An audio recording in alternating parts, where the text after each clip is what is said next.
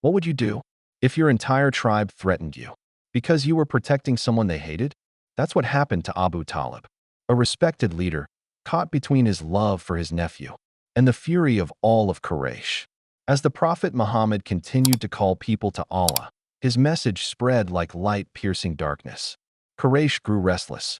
Their idols were being mocked, their pride wounded, their power challenged. But one thing stood in their way. Abu Talib, the Prophet's uncle and guardian. He was not just family, he was power, a chief of Banu Hashim. As long as Abu Talib stood by him, no one could harm Muhammad. So the Quraysh gathered their elders and went to Abu Talib. Men like Abu Sufyan, Utbah ibn Rabi'ah, and Walid ibn Mughira. They said, "O Abu Talib, your nephew insults our gods, calls our minds foolish, and says our forefathers were misguided. Stop him or step aside so we can deal with him ourselves." Abu Talib tried to calm them. He responded with gentleness. The men left, but they weren't satisfied. Days later, they came again, angrier than before. They said, "We respected you. We asked nicely, but your nephew continues. Either stop him or let there be war between us." Abu Talib was troubled. The pressure was growing. He called the Prophet and said, "My dear nephew, have mercy on me and yourself. Don't put a burden on me I cannot bear." Tears welled in the Prophet's eyes.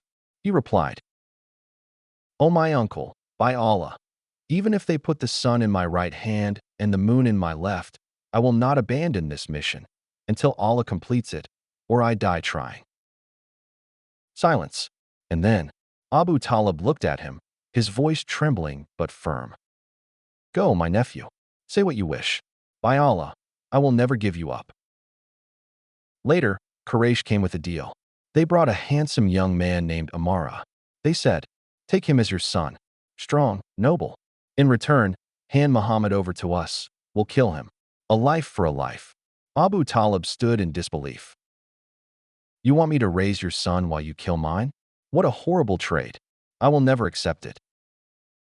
Even when Mut'im ibn Adi criticized him for rejecting the offer, Abu Talib stood firm. He would not betray blood. He would not betray truth. Between power and principle, Abu Talib chose principle.